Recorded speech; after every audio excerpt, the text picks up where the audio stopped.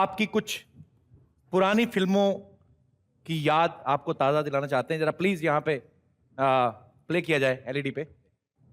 सौदागर के लिए पहले तो जोरदार तालियां।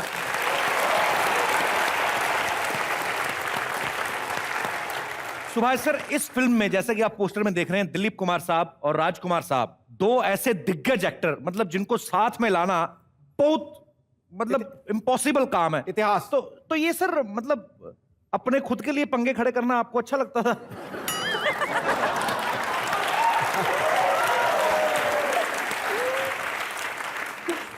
ये जो आप दिग्गज कह रहे हैं इनको, हम लोगों ने जब शुरू की फिल्म तो लोगों ने कहा कि फिल्म बन ही नहीं सकती, और ये दिग्गज जो हैं ये एक दूसरे के साथ कभी काम ही नहीं कर सकते। अच्छा। तो अगर आपको याद हो तो इमली का बूटा बेली का पेड़ दोनों होली खेल रहे हैं। जी, जी। हे राजू तब तक हे वाह, अब तैयार हो रहे हैं, वो उधर हैं वो उधर है। दिलीप साहब अपना मेकअप कर रहे हैं, थोड़ी होली लगा रहे हैं, राज जी उधर पड़े हैं, तो ये मैं खड़ा हूँ जी राज जी के पास जी। तो राज जी भी मेकअप लगा रहे हैं। दिलीप साहब मैंने कहाँ लगाया, इधर लगाया, इधर लगा, मैं भी लगा। मैं बाजी वो शीशा उधर नहीं है, मैं हूँ, मुझे बताइए। तो दिलीप साहब ने किया ऐसे, तो राज जी ने किया ऐसे। दिलीप साहब ने किया ये, तो मैं उधर ही समझ गया कि पिक्चर बन जाएगी।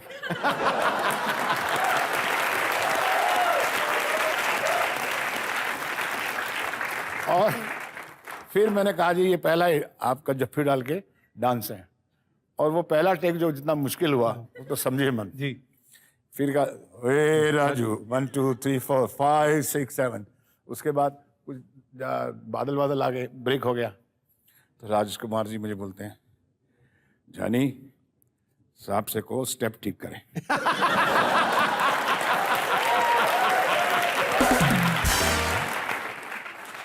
फिर मैं दिलीप साहब के पास गया, सर जी राज जी बोले आप बहुत अच्छा डांस करते हैं। तो दिलीप साहब बोले मैं तो कर रहा हूं, उसको कहो स्टेप ठीक करें।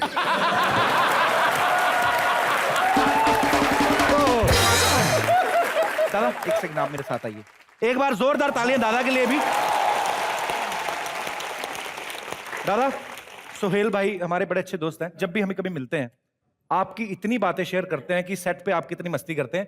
दादा ये जो वीर फिल्म वाला किस्सा है जिसमें आप राजा महाराजा वाले ड्रेस पहनी हुई है, वो भारी, वो उसका क्या मतलब, मुझे जो उन्होंने सुनाया। पहली बात तो जो नाम लिया ना सोहेल, ये सोहेल और सलमान जहां भी होगा उसमें समझ लो खतरा है।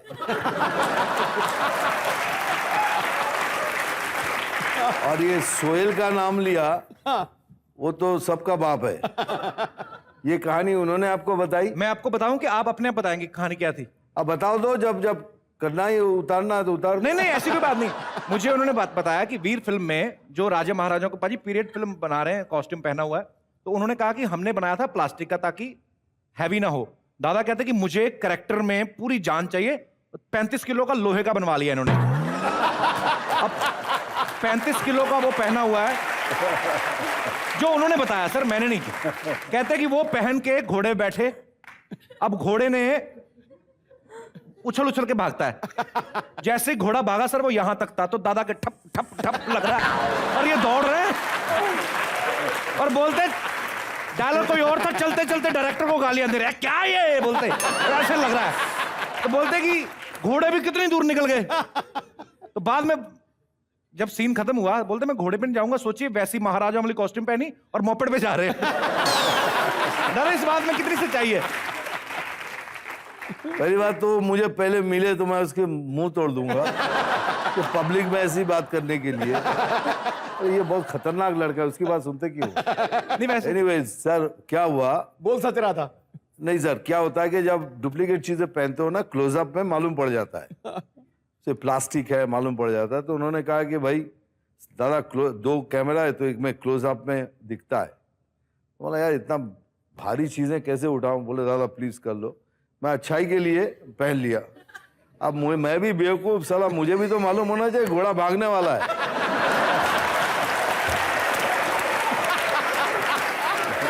और वो वहां सा घोड़े ने जो लगाई ये ढपाक और मैं भी ढपाक। उसके बाद डायलॉग भूल गया और मुड़ के बोला वो डायरेक्टर।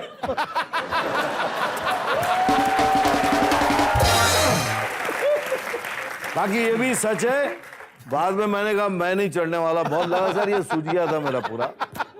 वो कमाल था सर वीर में, वही सेम पीछे में मैं बहुत लंबा, मतलब सलमान छोटा, मतलब सफर तय करना बहुत जोर से, दूर से हम आ रहे हैं दोनों को मिलने, तो मैंने कहा देख 500 घोड़े हैं सब फुदक रहे हैं, कभी छोड़े और मैं भागूं। मैं बोला देख मैं चढ़ूंगा और एक्शन बोल देना, इसके बाद इसको रोकना मुश्किल हो जाएगा। ठीक है सर बताया, मैं बोला चढ़ा, लेकिन कुछ वजह से उन लोग, और घोड़े यूं घूम रहा है यूं घूम रहा है, उसने एक्शन बोला, घोड़े ने बोला छोड़, तो 500 घोड़े एक साथ धड़ाधड़ सर वो जो भागे, और उसके बाद सर बम फूटना चालू हुआ, बताया भी नहीं, धन। अब मैं बोला रुक, और घोड़े ने बोला मैं बचूंगा तेरे को बचाऊं।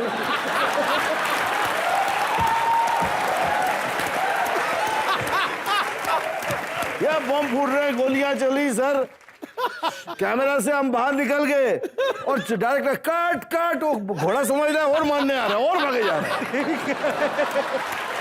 भागते भागते कोई सर 5 मील दूर भागा के ले गया, मैं किसी तरह बाल बाल पकड़ के, मेरे पैर कांप रहे थे, उतरा, बाकी लोगों ने मिठुन दा गिर गया, चल भागो, वो भाग रहे थे, घोड़े को लगा फिर मारने आ रहा है, वो फिर भागे जा रहा है।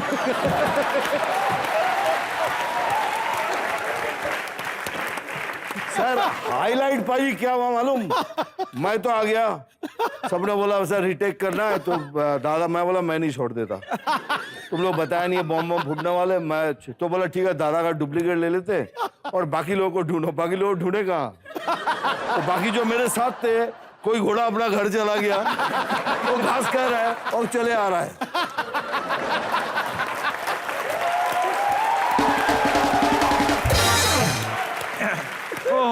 थैंक यू सो मच दादा, इतने मनोरंजक किस्से हमारे साथ शेयर करने के लिए। थैंक यू सो मच दादा आपका। सुभाष जी, मिथुन दा, यहाँ पर जितने भी लोग मौजूद हैं ये आपके फैंस हैं और आपके साथ ढेर सारी बातें करना चाहते हैं। जी सबसे पहले कौन हमारे दोस्त आ रहे हैं? हेलो सिद्धू जी। अच्छा, जब डायरेक्टर आते हैं ना तो लड़कियां अलग से तैयार होके आती हैं। होता है कई बार ऑडिशन के लिए। जी जी जी मैम। मेरा क्वेश्चन सुभाष जी के लिए है। आपकी फिल्म पहाड़ों पे बहुत ज्यादा बेस होती है, तो कुछ आपकी लाइफ में भी ऐसा कुछ हुआ जो पहाड़ों से लेकर रिलेटेड हो और कुछ रोमांटिक पल हो?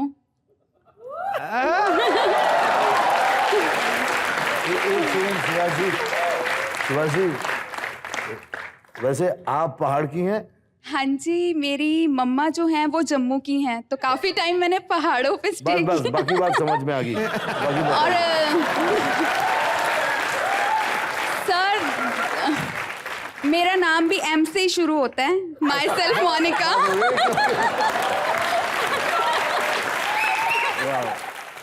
इसी पहाड़ों का मुझे ऑब्सेशन कब शुरू हुआ, जब मैं पूना में पढ़ता था, तो मेरी एक प्रेमिका थी जो आज मेरी बीवी हैं, जिनका नाम रेहाना मुक्ता है।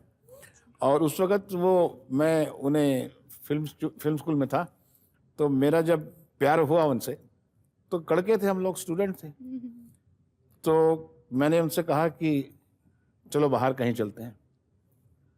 तो उसने मुझसे एक वर्ड कहा कि तुम फिल्मी हो और फिल्मी पहाड़ों में लेके जाओगे मुझे, और कहाँ लेके जाओगे? तो मैं इसलिए भी हूँ कि मैं आपको बता दूँ, आज सीक्रेट बता रहा हूँ मैं आपको। मैं उसे पूना से एक पहाड़ में लेके गया जिसका नाम था खंडाला।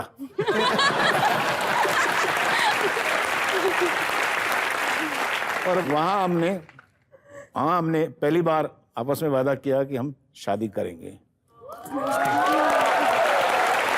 और शादी की। वैसे भी मैं फिल्म में ड्रीम ही बनाता हूँ।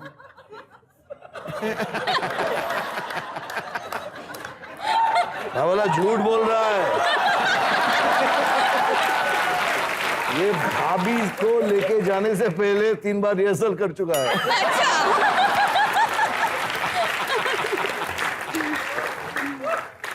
रिहर्सल हुई थी, लेकिन उडुपी में छोटे छोटे रेस्टोरेंट में रिहर्सल तो मैंने कर ली थी वहां पर। नहीं लेकिन मतलब जब मैं भाभी की बात नहीं कर रहा हूँ।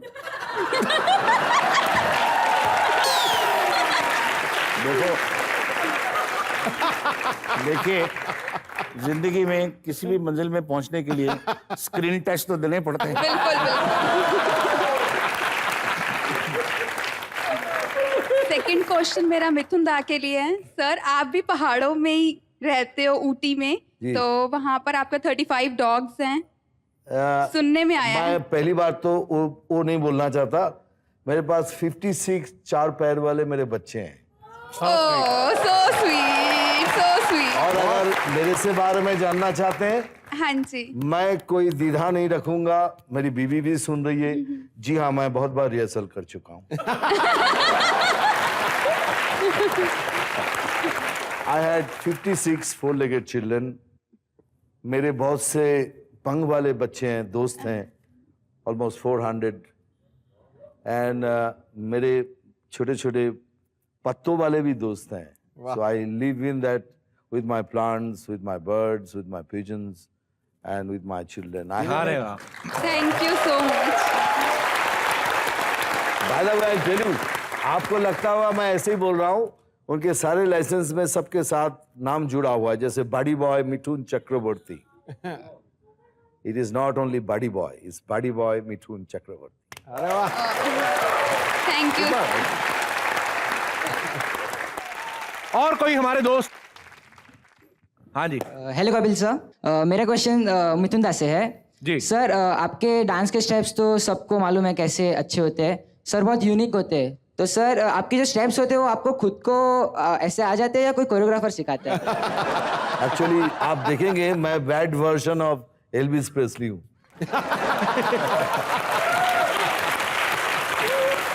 एक्चुअली उन दिनों तो ये वीडियो सीडीज तो नहीं होते थे, तो एल्विस प्रेस्ली की फिल्म आती थी, इसीलिए आप पेल्विक मूवमेंट ज़्यादा होंगे बिकॉज एल्विस जी करते थे। मैं उनका बैड वर्जन हूँ और थोड़ा बहुत मिठू चक्रवर्ती बाकी सब लोगों से चोरी करके फेड एस्टर से पैरों का काम सीखा, फिर अपनी एक खिचड़ी बनाई और डाल दी।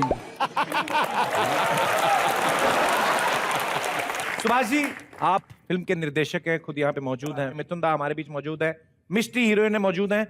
हीरो की कमी रह गई, मैं सोच रहा हूँ सर हीरो से भी मिलवा ही देते लोगों को।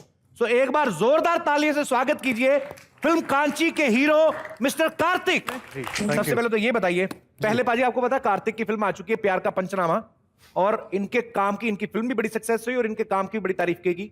इसके लिए आपको बहुत बहुत बधाई। तो कार्तिक, अब आप the show man mister Subhash Ghai साहब के साथ काम कर रहे हैं, तो मतलब क्या फीलिंग्स है आपके अंदर, मतलब कैसा फील हो रहा है आपको? पहली बार जब सुभाष जी ने मीटिंग के लिए बुलाया था मेरे को अपने ऑफिस में जी, तो तब थोड़ी अलग फिल्म थी।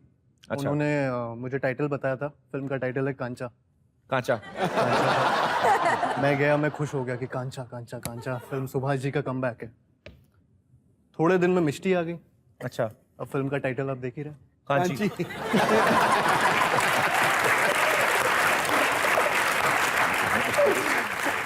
तो मतलब कांचा से फिल्म का नाम कांची हो गया। सुभाष जी, ऐसा क्यों?